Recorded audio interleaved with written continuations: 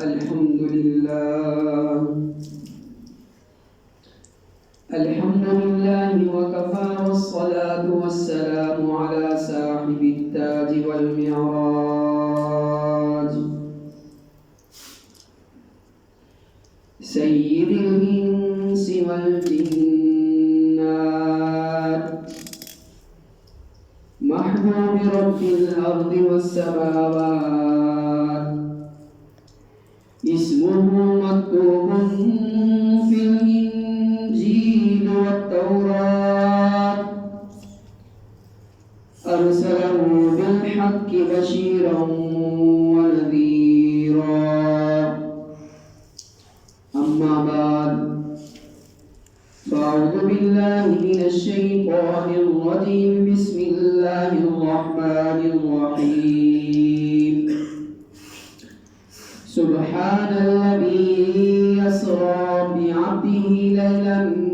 من المسجد الحرام إلى المسجد الأقصى الذي باركنا حوله لنريه من آياتنا إنه هو السميع البصير وآتينا موسى الكتاب وجعلناه هدى لبني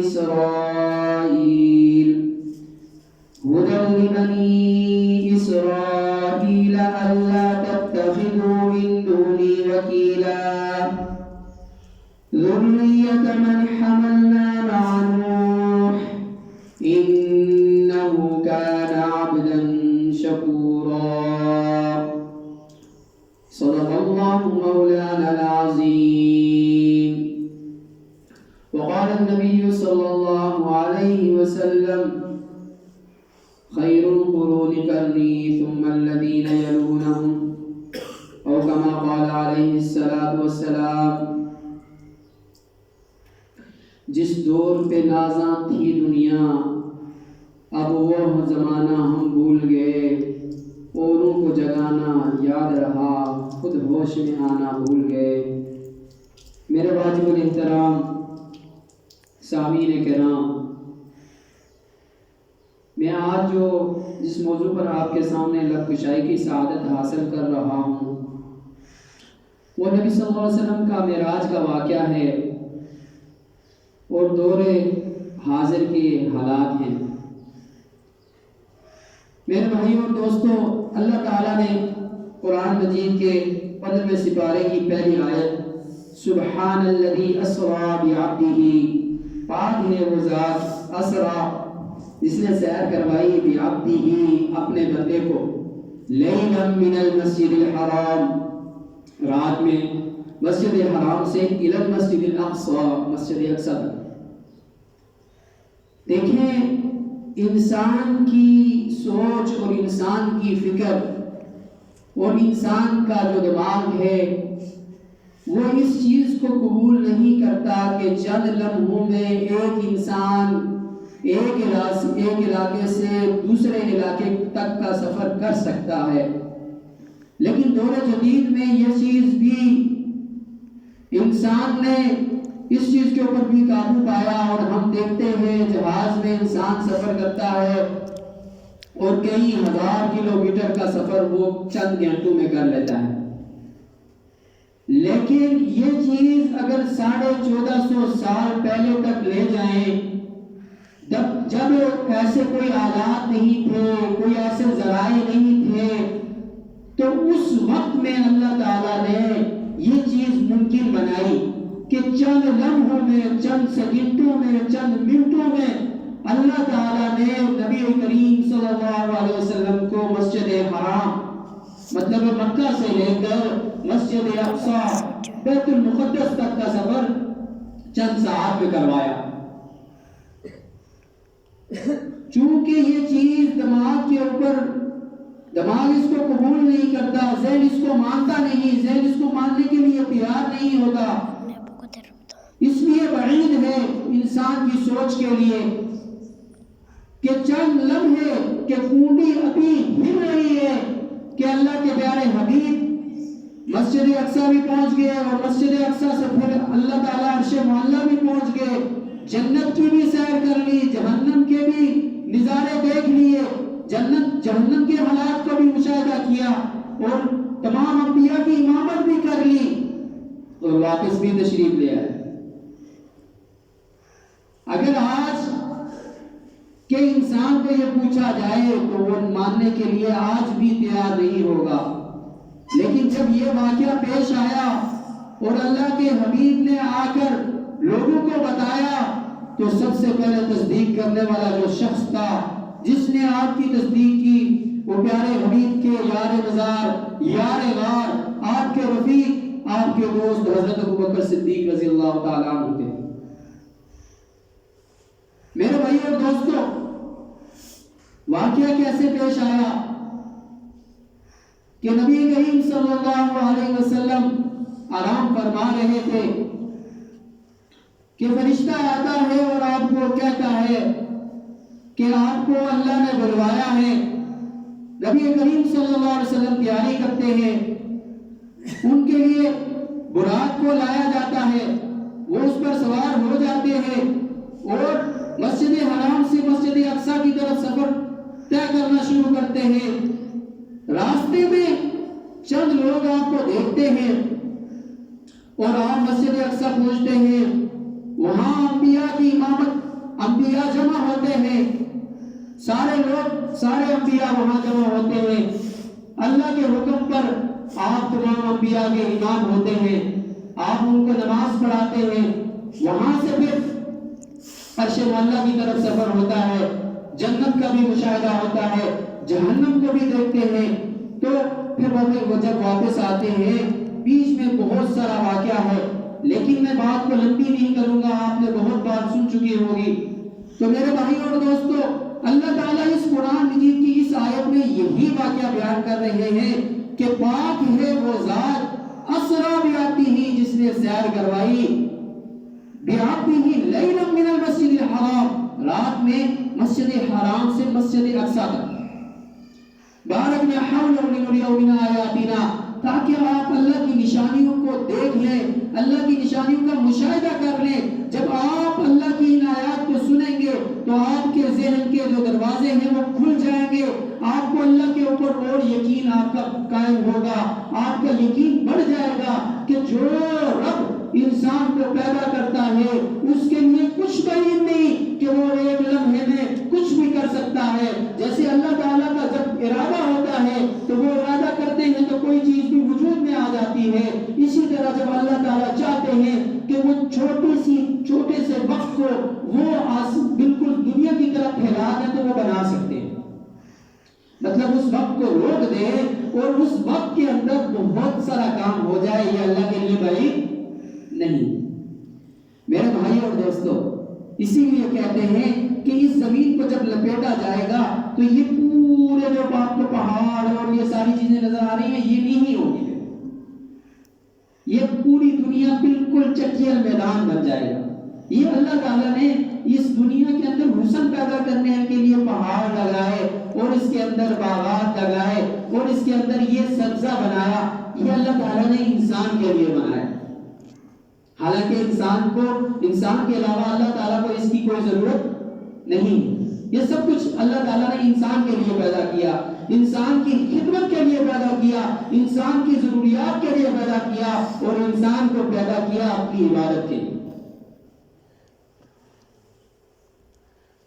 میں اسی لیے کہہ رہا تھا، جس دور پہ نازاں تھی دنیا ہم وہ زمانہ بھول گئے اور ان کو جگانا یاد رہا، خود ہوش میں آنا بھول گئے۔ آج ہم دوسروں کے لیے باتیں کرتے ہیں لیکن ہم خود ہوش میں نہیں ہیں۔ مسلمان کیا تھے اور آج کیا ہیں؟ اگر اس چیز کی طرف غور کیا جائے تو ہمیں نیند ہی نہ آئے کہ ہمارے اندر بہادری اور دلیری اس پائے کی تھی کہ ہم اللہ کے سامنے جھکنے کے علاوہ کسی کے سامنے جھکنا قبول نہیں کرتے تھے۔ ہم اتنے بہادر ہوا کرتے تھے کہ چند سو چند ہزار کے مقابلے میں کھڑے ہوا کرتے تھے اور چند ہزار جب کھڑے ہو جاتے تھے تو لاکھوں کو مٹا دیا کرتے تھے۔ آج ہم کروڑوں میں ہیں، اربوں میں ہیں، لیکن آج ہماری کوئی حیثیت نہیں ہے، کوئی حیثیت نہیں ہے، ہمارے اندر سے ہمیں توڑ دیا گیا، جس مقصد کے لیے جو چیز بنائی گئی اس مقصد کو چھوڑ دیا گیا۔ یہ بات اس موضوع سے ہٹ کر میں کیوں کر رہا ہوں؟ چند دن کی بات ہے، ہمارے اسلام آباد میں ایک مارچ ہوا، آپ میں سے اکثر کو اس کے بارے میں پتا ہوگا۔ اس کے اندر اسلام کی توہین کی گئی، پیارے حبیب صلی اللہ علیہ وسلم کے گھرانے کی توہین کی گئی۔ وہ کیوں ہوا؟ میں مسجد کے اندر اللہ کے پیارے حبیب کے منبر کے اوپر بیٹھ کر یہ بات کیوں کر رہا ہوں؟ آپ کے ایمان کو جھنجھوڑنے کے لیے کہ خدا اسلام کی طرف لوٹ آئے، اسلام کی طرف لوٹ آئے اور اپنے گھر والوں کو، اپنی اولادوں کو اسلام کی طرف واپس لے آئے۔ یہ نہ ہو کہ جس قربانی کو دے کر ہم نے یہ ملک حاصل کیا وہ قربانی ضائع ہو جائے اور ہم اس ملک سے محروم ہو جائیں۔ یہ ملک بہت لاکھ لوگوں کی قربانیوں سے، بہت لاکھ لوگوں کی جانوں کے خون کو بہانے کے بعد حاصل کیا گیا اور بہت سی عزتوں کو لٹانے کے بعد حاصل کیا گیا۔ یہ ملک اس لیے نہیں حاصل کیا گیا کہ اس ملک کے دارالخلافہ جو اسلام آباد کے نام سے مشہور ہے، اس کے اندر اسلام کا ننگا ناچ، اسلام کے خلاف ننگا ناچ نچایا جائے اور اسلام کی تذلیل کی جائے اور پیارے حبیب صلی اللہ علیہ وسلم کے گھرانے کی توہین کی جائے اور جس مقصد کے لیے یہ حاصل کیا گیا تھا اس کی پہرہ داری کرنے کو چھوڑ کر اسلام کو لوٹنے کے لیے یہ استعمال کیا جائے۔ میرے بھائیوں اور دوستو، چند اقوام یہ چاہتی ہیں کہ جو ملک پاکستان کے حصول کا جو مقصد تھا اس مقصد کو اس ملک کے لیے بہت تنگ کر دیا جائے اور اس کو اس سے بہت دور کر دیا جائے کہ تاکہ جو آنے والے حالات ہیں یہ کبھی اس قابل ہی نہ ہو کہ یہ مسلمانوں کی یہ سپہ سالاری کر سکے، مسلمانوں کے لیے مفادات کے لیے یہ کام کر سکے جو اسلام کے نام کا اس کو لبادہ ملا ہوا ہے کہ یہ اسلام کا ایک مرکز ہے، قرآن کا ایک مرکز ہے، یہ مسلمانوں کی بہت بڑی تعداد کا ایک بہت بڑا مقام ہے، یہ چیز ان سے دور کر دی جائے۔ وہ انہوں نے کیسے کیا کہ ایسی این جی اوز جو ہمارے معاشرے کے اندر ان کے پنجے بہت مضبوط ہو چکے ہیں اور انہوں نے ایسے طریقے سے ہماری یونیورسٹیز کے اندر، ہمارے کالجز کے اندر ایسے طریقے سے کام کیا کہ ہم سوچ بھی نہیں سکتے کہ ہماری نسلوں کو انہوں نے ہماری نسلوں کے ذہنوں کے اندر ایسا زہر پیدا کر دیا کہ وہ نسلیں آج اپنے والد کی بات ماننے کے لیے تیار نہیں، اپنے بھائی کی بات ماننے کے لیے تیار نہیں۔ میں کوئی ایسی بات ایسے سخت الفاظ میں بیان نہیں کرنا چاہتا کیونکہ میں ایسی جگہ پہ بیٹھا ہوا ہوں جو اس کے لیے جو اس کے قابل نہیں، تو میں ایسے الفاظ کہتا ہوں کہ جو آپ کی ذہنوں کے اوپر اثر کرے اور آپ کو یہ اشارہ آپ کے اوپر گراں نہ گزرے بلکہ آسانی سے آپ کو یہ بات سمجھ آئے کہ ہم کس طرف جا رہے ہیں، کہ وہ اسلام کے خلاف ایسے کام کر رہے ہیں حالانکہ وہ کہتے ہیں کہ یہ ہمارا جسم ہے، ہماری مرضی ہے، لیکن جب اللہ تعالیٰ نے کہہ دیا، اللہ کا قرآن کہہ رہا ہے ان اللہ اشترى من المؤمنین انفسهم واموالهم بان لهم الجنہ، اس میں یہ نہیں کہا گیا کہ مردوں سے ان کی جانیں خرید لی گئی، مردوں سے ان کی مال خرید لیے گئے، مردوں سے ان کی اولادیں خرید لی گئی، بلکہ کہا گیا جو ایمان والے ہیں چاہے وہ مرد ہیں یا وہ عورتیں ہیں ان سے ان کی جانیں خرید لیں گی۔ ان اللہ اشترى، اللہ نے خرید لیا، من المؤمنین ایمان والوں سے، انفسهم ان کی جانیں، واموالهم اور ان کے مال، بان لهم الجنہ، آپ تو خرید برائے فروخت لوگ ہیں، آپ تو بکے ہوئے لوگ ہیں، آپ کوئی کام اپنی مرضی سے کر نہیں سکتے۔ جب آپ نے اللہ کے سامنے کلمہ پڑھ لیا لا الہ الا اللہ محمد رسول اللہ، جب آپ کلمہ پڑھ لیتے ہیں تو آپ اللہ کے ہاں فروخت ہو جاتے ہیں، اور جب بندہ فروخت ہو جاتا ہے، جب بندہ کسی کا غلام ہو جاتا ہے تو اس کی مرضی کہاں، اس کی مرضی نہیں چل سکتی۔ ایک بندہ ہے وہ کسی کا غلام ہے وہ کسی کے تابع ہے، وہ کسی کی ملکیت میں ہے، وہ اس کا مزدور ہے، وہ اس کو کہتا ہے صبح سے شام تک کام کرو گے تمہیں یہ مزدوری ملے گی، تو جب وہ یہ کام طے کر لیتا ہے تو اس کی مرضی کہاں؟ وہ اپنی مرضی سے اس وقت کو کیسے اس وقت کا استعمال کر سکتا ہے؟ جب وہ کام کرے گا تو اس کو مزدوری ملے گی۔ جب مسلمان لا الہ الا اللہ محمد رسول اللہ پڑھ لیتا ہے تو وہ اللہ کے ہاں فروخت ہو جاتا ہے، مرضی اس کی زندگی نبی صلی اللہ علیہ وسلم کی تعلیمات پہ چلے گی، تب اس کو کامیابی ملے گی۔ لیکن جب ہم مرضی سے اپنی مرضی کریں گے، اللہ کے راستے سے ہٹ جائیں گے، اللہ کی نبی کی تابعداری چھوڑ دیں گے، اللہ کے نبی کے طریقے کو چھوڑ دیں گے، کوئی کہے کہ نماز پڑھو تو بولو میری مرضی، کوئی کہے زکات دو تو کہے میرا مال میری مرضی، کوئی کہے جہاد کرو جان لگاؤ اللہ کے راستے کے لیے تمہاری جان کی ضرورت ہے تو وہ کہے میری مرضی۔ جب وقت آئے مال اللہ نے دیا کہ اللہ کا حج، اللہ کے راستے میں حج کرو، وہ کہے میری مرضی۔ یہ کہاں کا انصاف ہے؟ یہ دین کو ہم نے کیا مذاق بنا لیا کہ دین کے لیے ہم تیار نہیں۔ شیطان نے ہمیں اتنا بہکا دیا اور غیروں نے ہمیں ایسا الجھا دیا کہ ہم ہر کام میں اپنی مرضی مانتے ہیں۔ ہماری اولادیں بھٹک گئی اسلام سے، وہ بالغ ہو گئی اسلام کی، اور ہمیں فکر ہی نہیں۔ والدین خود تیار کر کے اپنی اولادوں کو ایسے راستے پہ لے کے جا رہے ہوتے ہیں کہ جس کا وبال کے علاوہ کوئی راستہ ہی نہیں، جس کا جہنم کے علاوہ کوئی جگہ ہی نہیں ان کے لیے۔ والدین خود اپنی اولادوں کے ساتھ وہ کام کر رہے ہیں کہ وہ آج اگر مطلب آپ اس کی تاریخ کو دیکھیں تو تاریخ ترین مطلب وقت ہوگا کہ جس وقت اولادیں اپنے ماں باپ کے ساتھ مل کر کوئی غلط کام کر رہی ہیں، اور ہمارا معاشرہ ان چیزوں سے بھرا ہوا ہے۔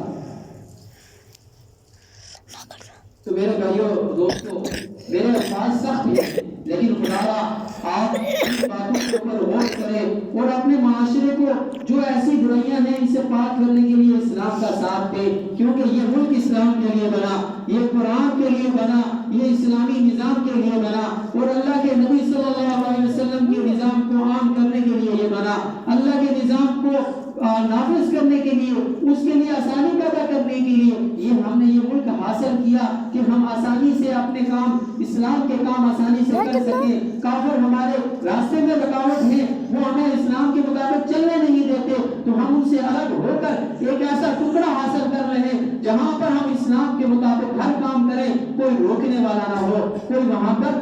درار ڈالنے والا نہ ہو۔ لیکن اگر ہم اسلام کے خلاف کام کریں گے،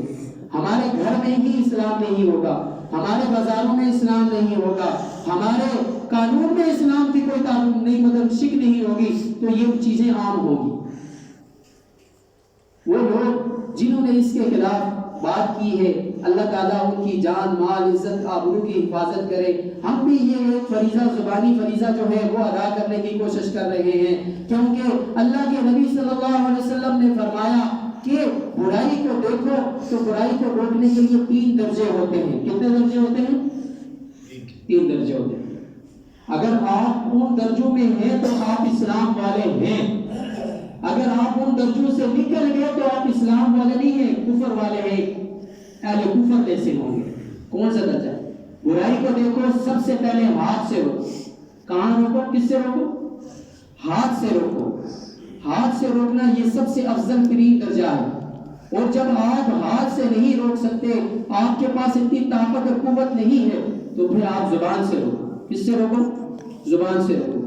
کیوں؟ آپ برائی کو روک رہے ہو، زبان سے روک رہے ہو، کیونکہ وہ تاکہ آپ کے گھر میں داخل نہ ہو، آپ کے گھر سے باہر ہے۔ اگر آپ بے فکر ہو کہ یہ برائی ابھی گھر میں نہیں آئی، یہ بات دوسرے گھر میں ہے، تو آپ نہیں روکو گے، نہ زبان سے روکو گے، نہ ہاتھ سے روکو گے، وہ برائی یقیناً آپ کے گھر میں بھی آ جائے گی۔ ٹھیک ہے؟ دوسرا درجہ زبان سے روکنے کا، اور تیسرا درجہ، آخری درجہ، ایمان کا آخری درجہ، وہ دل سے برا سمجھ۔ دل سے برا سمجھ، یہ آخری درجہ ہے۔ جس کے دل میں اس برائی کا کھٹک نہ ہو کہ یہ برائی ہے، یہ غلط کام ہے، وہ سمجھ لے وہ انسان کہ وہ مسلمان نہیں ہے، وہ کافر ہے۔ کیونکہ اسلام کے لیے سب سے یہ 3 مراتب ہیں اسلام کے، زبان والے ہاتھ، پھر زبان، پھر یہ دل، اقرار باللسان و تصدیق بالقلب۔ یہ دل سے برائی کو برائی سمجھنا یہ ایمان کا آخری درجہ ہے۔ تو میرے بھائیوں اور دوستوں، میں یہ باتیں صرف اپنے ایمان کو بچانے کے لیے اور آپ تک یہ بات پہنچانے کے لیے کر رہا ہوں کہ اللہ تعالیٰ ہمارے ایمان کو مضبوط فرمائے اور ہمیں ایمان کے اس درجے تک لے جائے کہ ہم ہر کام ہاتھ سے کر سکیں، ہر کام ہاتھ سے کر سکیں۔ کیوں کہ اگر ہماری حکومت اس چیز کے قابل نہیں کہ وہ اسلام کے خلاف جو کام ہو رہے ہیں اس کو روکنے کے لیے وہ تیار نہیں، وہ غیروں کے آگے بک چکی ہے، تو ہمیں پھر اپنے ہاتھوں سے ہی یہ کام کرنے پڑیں گے، ہاتھوں سے ہی برائی کو ہٹانا پڑے گا یا برائی کو روکنا پڑے گا۔ لیکن جب مسلمان اس چیز کے لیے تیار ہو جاتے ہیں تو پھر برائی آپ کے معاشرے میں نہیں آ سکتی۔ لیکن جب ہمارا نظام ہی، ہمارا معاشرہ ہی سود پر چل رہا ہو، اسلام کے خلاف چل رہا ہو، تو پھر ہمارے معاشرے کو پاک کرنے کے لیے کون سا ایسا کام ہے؟ مجھے بھی بتائیں کہ ہمارا معاشرہ پاک ہو جائے۔ میرے بھائیوں اور دوستوں، ہم موضوع سے بہت ہٹ گئے۔ میرے بھائیوں اور دوستوں، جب اللہ تعالیٰ نے اللہ کے پیارے نبی صلی اللہ علیہ وسلم کو مسجد حرام سے مسجد اقصی تک سفر کروایا اور اچھائی اور برائی کی تمیز کروائی، اسی لیے قرآن مجید کو قرآن مجید والفرقان الحمید بھی کہتے ہیں کہ یہ اچھائی اور برائی میں، باطل اور سچ میں فرق کرنے والی کتاب ہے، کہ اس کے اندر ایسے تمام موضوعات بتا دیے گئے ہیں کہ آپ کب اپنے ایمان کو، اپنے اسلام کو کیسے بچا سکتے ہیں۔ جب ہم اسلام کو قرآن کے مطابق چلتے ہوئے گزاریں گے اور اپنی زندگی کو اسلام کے مطابق بنائیں گے تو ہم کبھی بھی باطل کے راستے پہ نہیں چلیں گے، ہم ہمیشہ حق پہ ہی رہیں گے۔ اور اسلام کے حق کے لیے آپ کو اسلام کے ساتھ رہنا پڑے گا، قرآن کے ساتھ رہنا پڑے گا۔ یہ ضروری نہیں کہ آپ ہر روز ایک سپارہ پڑھیں، آپ ہر روز ایک قرآن کا 5 سپاروں کا بٹ کریں، پورا قرآن پڑھیں۔ قرآن کے کچھ حصے پر ضرور عمل کریں، روز پورا عمل کریں، پورے دین میں داخل ہو جائیں۔ یہ آپ کے لیے نور علی نور ہے کہ آپ پورے کے پورے اسلام میں داخل ہو گئے۔ لیکن اسلام کے کچھ حصے پر بھی اگر آپ نے عمل کیا، کچھ میں کمزوری ہوئی تو اللہ تعالیٰ اپنے فضل و کرم سے آپ کو معاف کر دیں گے۔ لیکن اگر آپ نے اسلام کو اپنی مرضی کا بنا لیا کہ جہاں مرضی ہوئی کر لیا، جہاں مرضی نہ ہوئی تو چھوڑ دیا، تو ایسا نہیں ہے۔ سب سے پہلے ہمارا جسم ہے کہ ہمارا جسم پیارے حبیب صلی اللہ علیہ وسلم کی اطاعت کے مطابق ہو جائے۔ اللہ تعالیٰ کے قرآن میں یہی ہے، یا ایھا الذین آمنوا اطیعوا اللہ و اطیعوا الرسول، اے وہ لوگوں جو ایمان لائے ہو، ان لوگوں کو یہ فرمان ہے، ان لوگوں کو یہ پیغام ہے کہ اطیعوا اللہ، پہلے اطاعت کرو اللہ کی، وہ اطیعوا الرسول، اور اللہ کے رسول کی اطاعت کرو۔ اللہ کی اطاعت کیا ہے؟ یہ قرآن ہے۔ اللہ کی اطاعت کیا ہے؟ یہ قرآن ہے۔ تو اطیعوا الرسول کیا ہے؟ اللہ کے نبی کے پیاری زندگی ہے کہ انہوں نے زندگی میں کیا کیا، انہوں نے قول کیسا کیا، انہوں نے فعل کیسا کیا، انہوں نے عمل کیسے کر کے دکھایا، انہوں نے کس چیز کا حکم دیا، انہوں نے کس چیز سے منع کیا۔ یہ اللہ کے نبی کی زندگی کا پیغام ہے۔ اس لیے اللہ تعالیٰ کے قرآن کی ایک اور آیت میں قل ان کنتم تحبون اللہ، اگر تم چاہتے ہو کہ تمہیں اللہ اپنا محبوب بنائے، اللہ تمہیں پسند کرے، اللہ تم سے محبت کرے، فاتبعونی یحببکم اللہ، کہ اللہ کے نبی کی زبان سے کہلوایا جا رہا ہے تو میری اتباع کرو، یحببکم اللہ، اللہ تمہیں اپنا محبوب بنائے گا، اللہ تمہیں اپنا محبوب بنائے گا۔ پھر ساتھ اللہ تعالیٰ یہ بھی فرما رہے ہیں وَيَغْفِرْ لَكُمْ ذُنُوبَكُمْ، اور تمہارے گناہوں کو بھی معاف کر دے گا۔ واللہ غفور رحیم، اللہ تعالیٰ مغفرت کرنے والا اور رحم کرنے والا ہے۔ میرے بھائیوں اور دوستوں، ہم اسلام کے مطابق جب چلیں گے تو ہمیں کیا حاصل ہوگا؟ یہ قرآن مجید کی آیت ہمیں بتا رہی ہے۔ انسان سارے کے سارے کمزور ہے، کوئی ممبر رسول پر بیٹھا ہے، کوئی شیخ الحدیث ہے یا کوئی معاشرے کا عام انسان ہے، سب ہی انسان ہے، سب ہی کمزور ہے، سب سے گناہ ہو سکتا ہے۔ لیکن کس کے لیے کامیابی ہے، کس کے لیے فلاح ہے؟ جس میں تقویٰ زیادہ ہے، جس میں تقویٰ زیادہ ہے۔ آپ قرآن مجید پڑھتے ہیں، الف لام میم ذالک الکتاب پڑھتے ہیں، ھدی للمتقین پڑھتے ہیں کہ یہ ہدایت ہے، قرآن مجید ہدایت ہے تقویٰ والوں کے لیے، پرہیزگاروں کے لیے۔ پرہیزگار کیا ہوتے ہیں؟ جو پرہیز کرتے ہیں گناہوں سے، جو بچنے کی کوشش کرتے ہیں گناہوں سے وہ پرہیزگار ہیں، وہ ڈرنے والے ہیں۔ اللہ سے ڈرنے والوں کو اللہ تعالیٰ بہت کچھ دیتے ہیں، لیکن جو اللہ کے آگے تکبر کرتے ہیں اور اپنے آپ کو کچھ سمجھتے رہتے ہیں تو اللہ تعالیٰ ان کے جو ان کے سر ہوتے ہیں ان کو زمین پہ ٹھوک دیتے ہیں۔ جو ایک رب کے سامنے جھکے ان کو اس کو ہزاروں کے آگے جھکنا پڑتا ہے۔ اس لیے ایک رب کو منا لو، اس رب کی مان لو، اس رب کی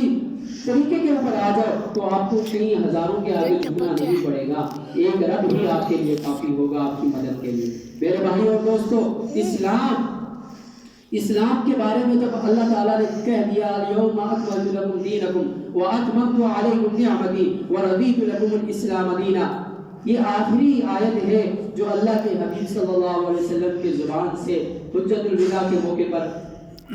نازل ہوئی اور اللہ کے نبی نے اس کی تلاوت فرمائی کہ آج کے دن اسلام کو مکمل کر دیا۔ اليوم اکملت لکم دینکم، تمہارے دین کو آج مکمل کر دیا گیا۔ واتممت علیکم، اور تم پر تام کر دی گئی نعمتی اللہ کی نعمت، ورضیت لکم الاسلام دینا، اور تمہارے لیے اسلام کو پسند کر دیا گیا۔ تو اسلام کو ہم ماننے والے ہیں، جب اسلام کو ہم ماننے والے ہیں تو اسلام کیا ہے؟ اسلام کسی چیز کا نام ہے کہ اللہ کے احکامات اور نبی کریم صلی اللہ علیہ وسلم کی تعلیمات جو ہم تک وقتاً پہنچی، مختلف سلسلوں سے پہنچی۔ آپ اگر آج جو آپ کے دشمنوں کے جو وار ہیں، جو دشمنوں کے جو ہتھیار ہیں، ان کو آپ سمجھیں تو آپ ان چیزوں کو سمجھ جائیں گے کہ وہ اصل میں کن چیزوں کو مٹانا چاہتے ہیں۔ اسلام جو ہے، اسلام ایک اطاعت کا نام ہے۔ اسلام کے اندر ایک شرم و حیا کا ایک سلسلہ ہے۔ جب شرم و حیا کو اسلام کے اندر سے، مسلمانوں کے اندر سے ختم کر دیا جائے تو وہ کفر کی طرف چلا جاتا ہے۔ تو آپ کے دشمن چاہتے ہیں کہ آپ کو اسلام سے دور کیا جائے، وہ آپ کے اندر ایسے لوگوں کو داخل کر کے آپ کے اوپر حملہ کر رہے ہیں کہ آپ کے اندر وہ چیزیں داخل ہو جائیں جو مغرب کی اقوام کے اندر داخل ہو چکی ہیں۔ مغرب کی اقوام جو ہیں وہ تباہ کے دہانے پر ہیں، تباہی کے دہانے پر ہیں۔ وہ چاہتے ہیں کہ جیسے وہ تباہ ہوئے اسی طرح وہ آپ کو بھی تباہ کر دیں، آپ کے خاندانی سسٹم کو ختم کر دیں، آپ کے گھرانے کا جو گھر کا جو سلسلہ ہے، جو ایک سلسلہ بنا ہوا ہے اس کو ختم کر دیں۔ آپ کے گھر کے اندر کوئی سسٹم نہ ہو، باپ اپنے بیٹے کو نہ روک سکے، باپ اپنی بیٹی کو نہ روک سکے، بھائی اپنی بہن کو کچھ نہ کہہ سکے، وہ اس سلسلے کو ختم کرنا چاہتے ہیں۔ میرے بھائی اور دوستو، میرا آپ سے یہی ایک مطالبہ ہے کہ اپنے گھر کو بچائیں، اسلام کو بچائیں۔ اس سے جو نظام کے لیے ہم نے کوششیں کی، جو محنت کی، ہمارے آباء و اجداد نے جو قربانیاں دی، ان قربانیوں کو قبول کریں اور اس قربانی کو قائم رکھنے کے لیے، اس ملک کو قائم رکھنے کے لیے محنت کریں۔ کیونکہ جب ہم ان کے لیے ان کی جو محنت ہے، ان کی جو قربانی ہے، ان کو داد دیں گے تو ہم اس چیز کو بچانے کی کوشش کریں گے جو چیز ہمیں حاصل ہوئی ان قربانیوں کے بعد۔ لیکن جب ہمیں اس قربانی کا ہی نہیں پتا ہوگا، ہم دوسرے سلسلے کی طرف چل پڑیں گے، دوسرے کام کو اپنے لیے لازم قرار دیں گے تو ہمیں اس قربانی کی کوئی اہمیت نہیں نظر آئے گی۔ تو میرے بھائی اور دوستو، قربانی کیا ہے؟ قربانی یہی ہے کہ اسلام کو سمجھیں، قرآن کو سمجھیں، اس کی مطابق اپنی زندگی کو بنائیں۔ اللہ کے قرآن کو کہاں سے سمجھا جائے گا؟ قرآن کو سمجھنے کے لیے ایک دنیاوی تعلیم کا نہیں، ایک دینی تعلیم کا ایک سلسلہ ہے، اس کو آپ حاصل کریں گے تو دین کی اہمیت آپ کے دل میں پیدا ہوگی۔ اسی لیے تبلیغی جماعت والے کہتے ہیں جتنا بولیں گے وہ بات آپ کے دل پر اثر کرے گی۔ کوئی بھی چیز ہے اس کے لیے جتنی بات کریں گے وہ بات سب سے پہلے دوسرے پر اثر کرنے کے بجائے آپ کے دل پر اثر کرے گی، کہ اللہ کی تعریف کریں گے، اللہ کی بڑائی بیان کریں گے، اللہ کی حمد کریں گے، اللہ کی ثنا کریں گے، پیارے حبیب صلی اللہ علیہ وسلم کی تعریف والے جملے کہیں گے، اللہ کے نبی کی سیرت کو پڑھیں گے، اللہ کے نبی کی سیرت کو پڑھیں گے، اس کو سمجھیں گے، اس پر کچھ عمل کریں گے تو آپ کے اندر سیرت پیدا ہوگی، آپ کی زندگی کے اندر ایک نکھار پیدا ہوگا، آپ کے جسم کے اندر ایک حسن پیدا ہوگا۔ لیکن جب آپ اسلام کو چھوڑ دیں گے، اللہ کے نبی کی بتائی ہوئی باتوں کو چھوڑ دیں گے تو آپ کے اندر حسن نہیں، خرابی پیدا ہوگی۔ اور جو خرابی پیدا ہوتی ہے تو وہ خرابی کہتے ہیں کہ برائی اور بیماری جب شروع میں پیدا ہوتی ہے وہ چھوٹے درجے پہ ہوتی ہے، وہ جب بڑھتی جاتی ہے تو وہ کینسر تک چلی جاتی ہے۔ معاشرے کے اندر اگر برائی اس درجے کی ہو کہ اس کو مٹانے کے لیے اس وجود کو ختم کرنا ضروری ہو تو پھر اس کے وجود کو ختم کرنے کے بغیر کوئی چارہ نہیں رہتا۔ تو اس لیے اپنے معاشرے کے اندر جو آپ کے برائی پیدا ہو رہی ہے اس کو کینسر کے درجے تک نہ پہنچنے دیں، اس کو پہلے سے مٹانے کی کوشش کریں۔ آپ کے جو دشمن ہیں وہ آپ کے معاشرے کو اس کینسر والی بیماری تک پہنچانا چاہتے ہیں کہ آپ کا جو معاشرہ پاکی کے اندر ابھی ہے، جو باقی دنیا باقی اقوام تباہ ہو چکی ہے، بہت سارے ہمارے مسلمان ممالک بھی اس کی زد میں ہیں، آج مسلمانوں کے اس ملک کے اوپر بھی اس چیز کی یلغار ہے، اس کو مٹانا چاہتے ہیں۔ وہ لوگ بہت سارے اقوام کو تباہ کر چکے ہیں، وہ آپ کی طرف ہیں کہ تاکہ یہ قوم بھی تباہ ہو جائے، تاکہ ہمارے لیے ورلڈ آرڈر کو قائم کرنے کے لیے کوئی رکاوٹ نہ ہو۔ ان کی ورلڈ آرڈر کیا ہے؟ وہ چاہتے ہیں ہم اپنی من چاہی زندگی گزاریں، کوئی بھی کسی مذہب کا نام و نشان نہ ہو، نہ ہندویت ہو، نہ عیسائیت ہو، نہ یہودیت ہو، نہ مسلمانوں کا درجہ ہو، مسلمانوں کا طریقہ ہو، بلکہ دنیا میں وہ ایک لادینی حکومت قائم کرنا چاہتے ہیں، اور لادینی حکومت کو قائم کرنے کے راستے میں جو رکاوٹیں ہیں ان کو عبور کر کے، ان کو ختم کر کے وہ ایک نئی ریاست بنانا چاہتے ہیں۔ یہی شیطانیت کا چال ہے، یہی شیطانیت ہے جو دجال کا جو ایک بہت بڑا اثر ہوگا، جو آخری دور میں ایک بہت بڑا دجال کا فتنہ برپا ہوگا، اس کا یہی ہوگا کہ وہ اپنے آپ کو خدا بنائے، وہ اپنے آپ کو پہلے بہت بڑا نیکوکار انسان بن کر وہ آئے گا معاشرے میں، پھر وہ جب دیکھے گا لوگوں کا اس کی طرف بہت زیادہ رجحان ہو گیا تو وہ خدائی کا دعویٰ کر لے گا، خدائی کا دعویٰ کر لے گا۔ اللہ کے نبی صلی اللہ علیہ وسلم نے بھی فرمایا، اس کی طرف چند اشارات کی باتیں میں کروں گا کہ دجال کیا؟ دجال دھوکہ دینے والا۔ آج ہم اپنے معاشرے میں دیکھ لیں، یہ ٹی وی، یہ ڈرامے، یہ فلمیں، یہ ساری دجالیت کی تیاری ہے کہ جو جھوٹ کو ہمارے سامنے اتنا بولا گیا، اتنا دکھایا گیا، ہم نے یقین کر لیا۔ جو سچ ہے، جو اللہ کا قرآن حق ہے، ہم نے اس کو پڑھا ہی نہیں کہ اس کا جو یقین ہمارے دل میں پیدا ہو جاتا کہ ہم فضائے بدر والے بن جاتے، فضائے بدر پیدا کر فرشتے تیری نصرت کو اتر سکتے ہیں اردو سے کتاب اندر کتاب اب بھی، مطلب ہے کہ وہ درجہ حاصل کرنے کے لیے محنت شرط ہے۔ لیکن دجالیت نے اتنی محنت کی کہ ہمارے ذہن میں شیطان کو پہنچا دیا، ہم اس کے لیے، انہوں نے اس کو اپنے کام کے لیے بنایا، ہم نے اس میں بھی اپنے کام کو ہم نے جاری نہ کر سکا، صرف ان کے ہی کام کو کرتے رہے۔ اگر ہم اس موبائل کو بھی اسلام کے لیے استعمال کرتے شاید چند لوگوں تک اسلام کی بات کا پیغام پہنچ جاتا، لیکن ہم نے صرف ان کے کام کو ہی اس میں جاری رکھا، اسلام کے لیے کوئی کام نہ کیا۔ تو یہ جو دشمن ہیں، ان کی جو چالیں ہیں، ان کو سمجھیں، ان کو سمجھنے کے لیے آپ کو قرآن کو سمجھنا پڑے گا۔ جب قرآن کو سمجھیں گے، اسلام کو سمجھیں گے تو کسی دشمن کی چال آپ پر چلے گی نہیں۔ جب دشمن کی چال آپ پر چلے گی نہیں تو آپ اس کے بہکاوے میں نہیں آئیں گے، اور آپ کا جو دین ہے، آپ دین سے ہٹیں گے نہیں، اور آپ ہلاک نہیں ہوں گے، آپ اسلام پر رہیں گے۔ آپ شہید ہو گے تو یہ بھی آپ کے لیے کامیابی ہے، اگر آپ زندہ رہے تو پھر یہ بھی آپ کے لیے کامیابی ہے۔ کہتے ہیں زندہ رہے تو غازی، مر گئے تو شہید، تو یہ دونوں انسان مسلمان کے لیے دونوں کامیابی ہیں۔ ابھی آپ کو چاہیے کہ آپ کس درجے میں اپنے آپ کو رکھنا چاہتے ہیں، یا غازیوں کے درجے میں رکھنا چاہتے ہیں یا شہیدوں کے درجے میں رکھنا چاہتے ہیں، کیونکہ جب ہم اسلام کے مطابق چلیں گے تو دشمن کی نظر آپ کی طرف ہوگی، وہ آپ کو ہر جگہ آپ کو مٹانے کی کوشش کرے گا، آپ کو راستے سے ہٹانے کی کوشش کرے گا کہ یہ اور لوگوں کو اسلام کی طرف نہ لے آئے۔ اسی لیے کہتے ہیں ایک حافظ اور ایک قاری اور ایک عالم کے یہ 24 شیطان باز کہتے ہیں، 12 شیطان باز کہتے ہیں، 2 شیطان ان کے اس کو بھٹکانے کے لیے لگے رہتے ہیں۔ تو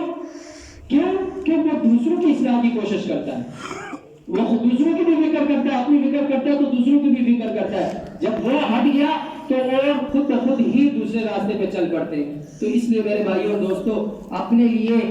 وہ درجہ پیدا کریں کہ آپ زندہ رہیں تو غازیوں کی طرح رہیں، تو چلے جائیں شہیدوں کی طرح چلے جائیں۔ تو اس لیے ہماری دنیا ہے ہی، ہماری زندگی ہے ہی 2 لمحے گی۔ اس لیے اللہ کے نبی نے فرما دیا تھا کہ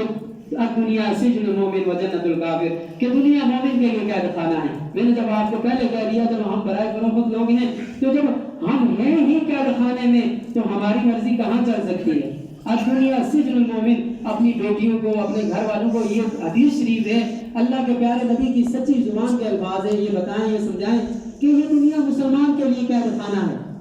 قید خانہ ہے، اور کافر کے لیے جنت ہے، کافر کے لیے مرضی ہے، مسلمان کے لیے مرضی، مسلمان کا جسم اس کا نہیں، اس کی امانت، اس کے پاس امانت ہے۔ یہ بات بتائیں، جب بندے کے پاس اس کا جسم اس کا اپنا نہیں، جس بندے کو یہ یقین ہو گیا تو وہ وہاں پر مرضی کیا کرے گا کہ اللہ کے نبی صلی اللہ علیہ وسلم کے طریقے پر لوٹ آئیں، کہ اللہ کے نبی کے لیے نبی صلی اللہ تعالیٰ نے کیا کیا کیا، کس طرح وقت کو لپیٹ دیا، اور کیا کیا اللہ تعالیٰ نے مدد کی، یتیمی کے عالم میں اللہ کے نبی پیدا ہوئے اور پھر اللہ تعالیٰ نے ان کو دنیا کا حکمران بنا دیا، کتنے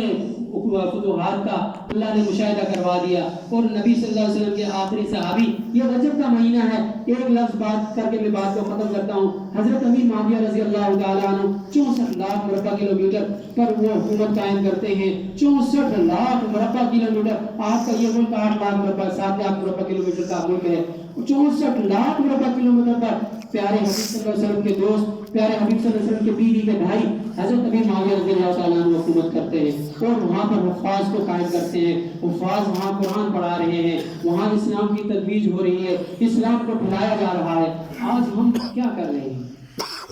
اللہ تعالیٰ مجھے اور آپ کو سمجھ کی توفیق عطا فرمائے۔ وآخر دعوانا ان الحمد للہ رب العالمین۔